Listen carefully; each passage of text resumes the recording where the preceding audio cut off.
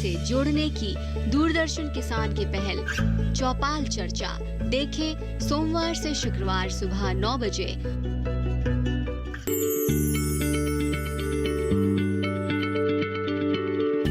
क्या आप किसी बीमारी से परेशान हैं?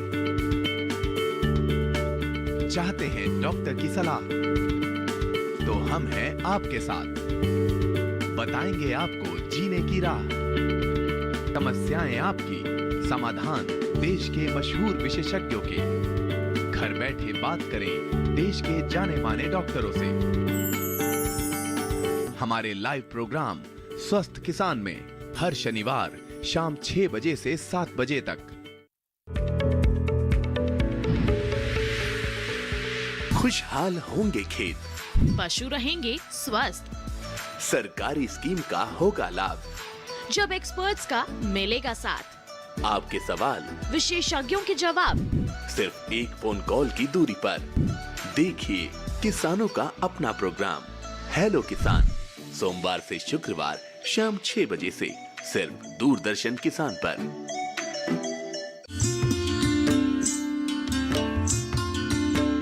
ब्रेक के बाद एक बार फिर आप सभी का स्वागत है कार्यक्रम गांव किसान में। आइए कार्यक्रम में बढ़ते हैं आगे और अब देखते हैं सेगमेंट हमारा पशुधन।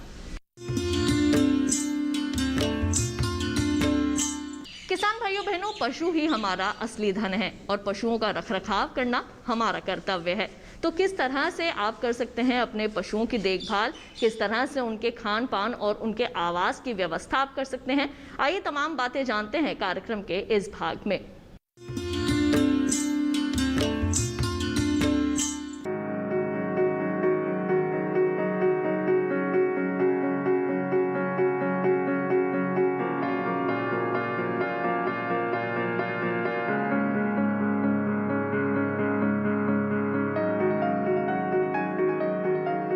भेड़ पालन सीमित जानकारी में भी शुरू किया जा सकता है। इसमें कम श्रम और कम खर्च करना पड़ता है क्योंकि इनको पालने के लिए महंगे आवास की जरूरत नहीं होती। साथ ही इनका आहार भी बेहद सरल होता है, जबकि इनसे मुनाफा काफी लिया जा सकता है। भेड़ पालन से हमें ऊन तो मिलता ही है, साथ ही इनसे मांस और दूध की पूर्ति भी होती है। भेड़ें फसल अवशेषों को भी उच्च गुणवत्ता में बदलने की क्षमता रखती हैं।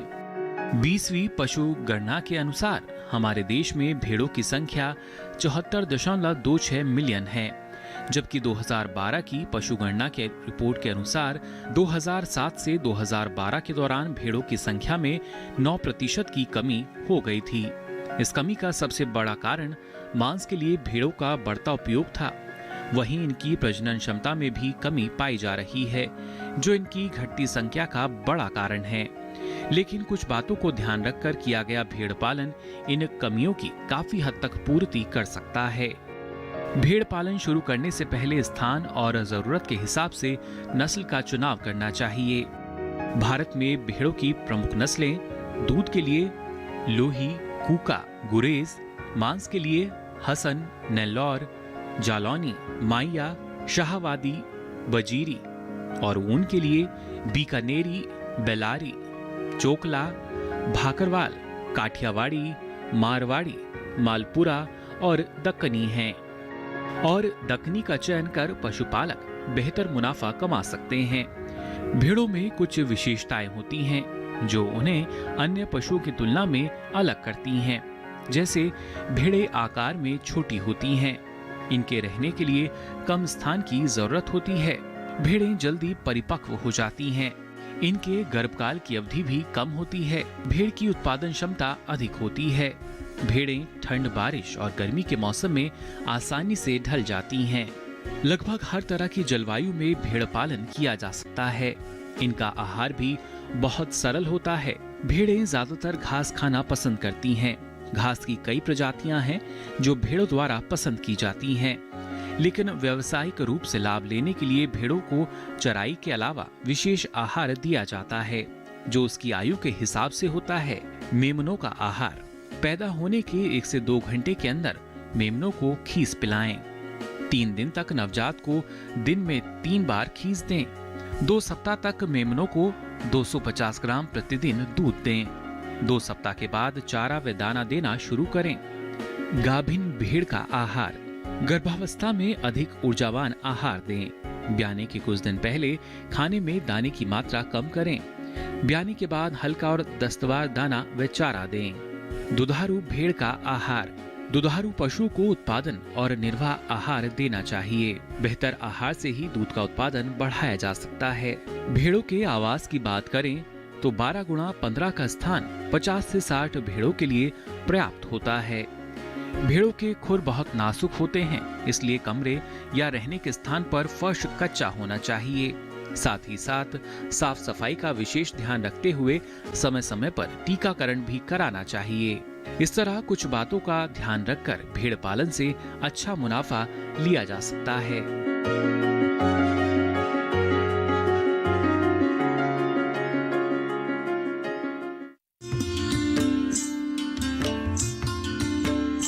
तो अभी आपने देखा सेगमेंट हमारा पशुधन। आइए बढ़ते हैं आगे और एक नजर डाल लेते हैं इस माह के पशुपालक कैलेंडर पर।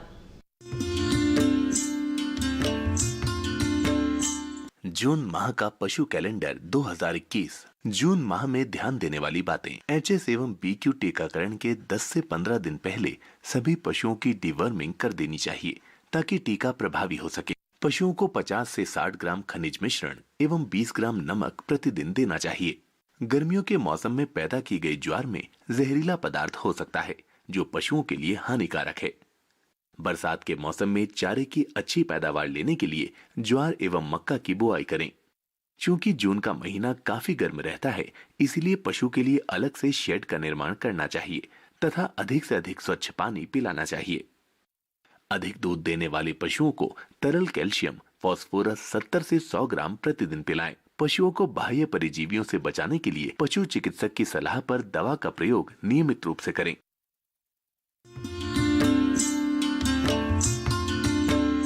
कार्यक्रम गांव किसान में वक्त हो चला है एक और छोटे से ब्रेक का। जल्द लौटेंगे वापस लेकर कामयाब किसान की कामयाबी की कहानी। आप देखते रहिए दूरदर्शन किसान।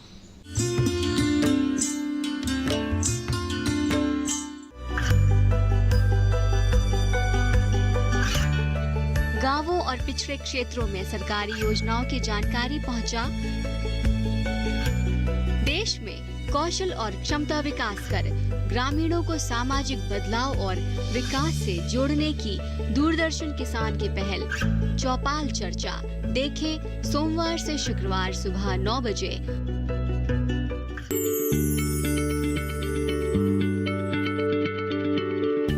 क्या आप किसी बीमारी से परेशान हैं? चाहते हैं डॉक्टर की सलाह? तो हम हैं आपके साथ। बताएंगे आपको जीने की राह। समस्याएं आपकी, समाधान देश के मशहूर विशेषज्ञों के। घर बैठे बात करें देश के जाने माने डॉक्टरों से। हमारे लाइव प्रोग्राम स्वस्थ किसान में हर शनिवार शाम 6 बजे से 7 बजे तक। खुशहाल होंगे खेत, पशु रहेंगे स्वस्थ, सरकारी स्कीम का होगा लाभ, जब एक्सपर्ट्स का मिलेगा साथ, आपके सवाल विशेषज्ञों के जवाब, सिर्फ एक फोन कॉल की दूरी पर।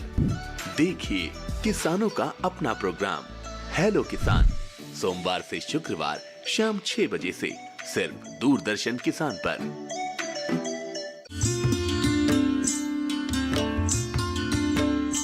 ब्रेक के बाद एक बार फिर आप सभी का स्वागत है कार्यक्रम गांव किसान में। आइए बढ़ते हैं आगे और अब देखते हैं सेगमेंट कामयाब किसान की दास्तां। किसान भाइयों बहनों, आज हम आपकी मुलाकात करवाएंगे एक ऐसे कामयाब किसान से जिन्होंने न केवल खेती किसानी के क्षेत्र में अपना नाम कमाया है, बल्कि आज दूसरों किसानों को साथ लेकर चल रहे हैं। उनकी खेती किसानी में भी उनकी मदद करते हैं और साथ ही साथ किस तरह से आमदनी में इजाफा हो सकता है, ये सारे गुण भी उनको सिखाते हैं। आज वे दूसरे किसानों के लिए मिसाल बन चुके हैं। तो आइए देखते हैं उनकी कामयाबी की ये कहानी, उन्हीं की मुंह जुबानी।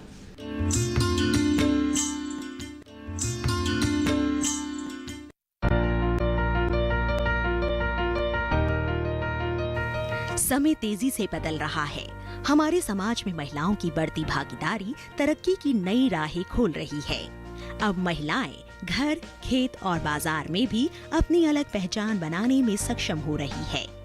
वो समाज से तालमेल मिलाकर अपनी तकदीर खुद लिख रही है। ऐसी ही एक महिला है जिन्होंने खेती और जैविक उत्पादों के लिए अपने प्रोफेशन को छोड़ दिया और बन गई कामयाब महिला उद्यमी। आज वो और उनके साथ कुछ और महिलाएं मिलकर जैविक उत्पाद में नए आयाम हासिल कर रही है। ट्रैक्टर चला रही ये महिला है डॉक्टर निर्जा शर्मा। निर्जा पहले एक शिक्षिका थी। बच्चों को शिक्षित करते करते उन्होंने लोगों को जैविक उत्पादों को जागरूक करने का विचार बनाया और टीचर की नौकरी छोड़ खेती और उससे जुड़े उत्पादों को बनाने का रुख किया। आज निर्जा जैविक रूप से गुड़ बना रही है जो लोगों के स्वास्थ्य के हिसाब से बेहद जरूरी और उपयोगी है। निर्जा अपनी महिला मित्रों के साथ मिलकर लोगों को जैविक गन्ने से जैविक गुड़ उपलब्ध करा रही है। कैसे आया उनको ये विचार, आइए जानते हैं उन्हीं से। मैं एक शिक्षिका थी, परंतु मन में ये विचार आया कि समाज में सभी लोग रह रहे हैं, परंतु हर घर में, हर मोहल्ले में, शहर में अनेक बीमारियों से सभी लोग पीड़ित हैं। तो मन में ये ख्याल आया कि कुछ ऐसा क्यों ना करूं कि सभी लोग स्वस्थ रहें। तो इसीलिए जॉब छोड़कर मैंने ये बीड़ा उठाया कि सभी को जैविक उत्पादों को उपलब्ध कराऊंगी और एक स्वस्थ समाज का निर्माण में अपना योगदान दूंगी। तो आजकल मैं देखती हूँ कि हर जगह पर किसान हैं या जो भी लोग खेती कर रहे हैं वो अधिक पैदावार प्राप्त करने के लिए रसायनों का प्रयोग कर रहे हैं, केमिकल का प्रयोग कर रहे हैं, अनेक प्रकार के जो हानिकारक तत्व हैं उनका प्रयोग कर रहे हैं, जिससे क्या होता है जो ग्राहक है वो खरीदता है और उसका उपयोग करता है तो उसके स्वास्थ्य को हानि होती है। उसके स्वास्थ्य को ही नहीं बल्कि घर में रहने वाले हर सदस्य को अनेक तरह की बीमारियां होती हैं। परंतु ये सब देखकर मन को बहुत दुख पहुंचता है। इसीलिए मैं ये सोचती हूँ कि जो किसान हैं उनको जैविक तरीके से अपनी फसलों को पैदा करना चाहिए। मोदी जी ने एक पहल करी है कि वो जैविक उत्पादों को आगे बढ़ाएं। तो यहाँ जो बहुत सारे किसान ऐसे हैं जो जैविक उत्पाद कर रहे हैं, पैदा कर रहे हैं, परंतु जैविक उत्पाद पैदा तो कर लेते हैं परंतु उसकी मार्केटिंग कैसे हो। तो इसी मार्केटिंग के चक्कर में क्या होता है कि उनका जैविक उत्पाद जो उन्होंने उत्पन्न किया है, पूरे साल मेहनत करी है, तो उसका उन्हें कोई भी उचित दाम नहीं मिल पाता, उचित परिणाम उनको नहीं मिल पाता। तो ऐसे में क्या किया जाए। तो यहाँ मैं ये देखती हूँ कि मेरी एक मित्र हैं जो कि कुशावली में रहती हैं, अनीता सैनी। उन्होंने जैविक गन्ना वो उत्पन्न कर रही हैं, परंतु हर बार क्या होता है कि वो मजबूर हैं, विवश हैं कि अपने जैविक गन्ने को वो उसी मिल में देती हैं जहाँ पर चीनी बनती है और उसी दाम में उनका जैविक गन्ना वहाँ चला जाता है। तो इससे उनको कोई फ़ायदा नहीं होता। पूरे साल वो मेहनत करती हैं परंतु उनको कोई फ़ायदा नहीं होता। तो ऐसे में मैंने ये सोचा क्यों ना जो वो दाम मांग रही हैं उसी दाम में मैं उनके गन्ने को खरीदूं और उनको भी फ़ायदा दूं और अपने समाज को भी फ़ायदा दूं। इसीलिए उनका जो जैविक उत्पाद है गन्ना जो वो पैदा कर रही हैं, जो उनको मजबूरी में मिल में देना पड़ता है कम दाम में, तो ऐसे में जो उनका मुंह मांगा दाम है उसके अनुसार मैं उनको दाम देती हूँ और उनका गन्ना खरीद कर, उनका जैविक गन्ना खरीद कर मैं उसका गुड़ बनवा रही हूँ। अपने जैविक उत्पाद को बनाने में और भी महिलाओं को शामिल कर रही है, जिससे महिलाएं अपने आत्मनिर्भरता के दायरे को बढ़ाएं और परिवार के साथ साथ समाज के प्रति अपनी जिम्मेदारियों को भी निभाएं। तो यहाँ जब मैं जैविक उत्पादों की बात करती हूँ तो मैं यहाँ आपको ये बताना चाहूँगी कि यहाँ मैं जैविक उत्पाद यानी कि जैविक उत्पाद में एक है गुड़ को मैं बनवा रही हूँ। और ये गुड़ कैसे बन रहा है? जैविक गन्ने के द्वारा। तो जैविक गन्ना मैं कहाँ से ले रही हूँ कि यहाँ जो अनीता सैनी जी हैं, ममतेश सैनी जी हैं और जूली सैनी जी हैं, इनका फार्म है और ये जैविक गन्ना वहाँ पर कर रही हैं और हम सभी लोग मिलकर उस जैविक गन्ने को करते हैं। जैविक खेती करने से हमारे गन्ने की लंबाई सामान्य से भी बहुत ज़्यादा है। जिससे 18 या 20 फीट तक की है। हमारा चिराग कृषि फार्म है जहाँ पर हम जैविक खेती तैयार करते हैं।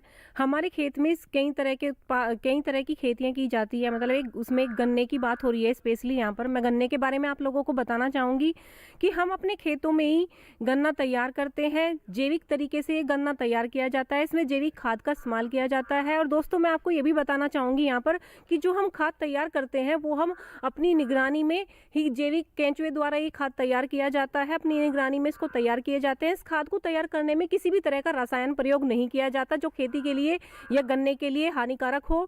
और इस प्रकार हम अपने गन्ने को जब बो देते हैं उसमें धीरे पानी देकर खाद देकर तैयार कर जाते हैं। जब वो फसल एक तैयार हो जाती है उस फसल को, तो उन गन्नों को हम तैयार गन्नों को हम कोल्हू के द्वारा, क्योंकि ये आप सभी जानते हैं कि गुड़ का उत्पादन कोल्हू में तैयार किया जाता है, बड़े लेवल पर मील में होता है। लेकिन कोल्हू जो होते हैं मेन गुड़ के लिए कोल्हू का इस्तेमाल किया जाता है। तो इस गन्ने को कोल्हू में ले जाया जाता है। वहाँ पर अपनी देख रेख में ही हम इस गुड़ को तैयार करते हैं। और इसे तैयार करने में भी कुछ गुड़ में हम अन्य तरह के स्वास्थ्यवर्धक खाद्य हैं जैसे कि तिल हुआ और बादाम हुए, इस तरह के ड्राई फ्रूट्स भी हम उनमें मिलाते हैं ताकि वो स्वास्थ्य के लिए, गुड़ तो वैसे भी स्वास्थ्यवर्धक होता है लेकिन इस तरह की स्वास्थ्यवर्धक चीज़ों को डालकर ये हमारे स्वास्थ्य के लिए और भी ज़्यादा अच्छी हो जाती हैं। इस प्रकार हम अपने घर से लेकर इस पूरे समाज को स्वस्थ रखने के उद्देश्य से ये जैविक गुड़ तैयार कर रहे हैं। लघु और कुटीर उद्योग आज महिलाओं के लिए सबसे अच्छे प्लेटफॉर्म है। महिलाएं मशरूम उत्पादन, अचार, मुरब्बा और जैविक उत्पाद बनाकर जहां खुद को सशक्त बना रही है, वहीं समाज को भी 2 कदम आगे ले जा रही है। तो अभी आपने मुलाकात की हमारे आज के कामयाब किसान से। इसके साथ ही हमारे आज के गांव किसान कार्यक्रम के इस अंक में बस इतना ही। अगर आप हमारे गांव किसान का दोबारा से प्रसारण देखना चाहते हैं तो YouTube पर जाएं। वहां पर आप सर्च इंजन में जाके टाइप करें दूरदर्शन किसान।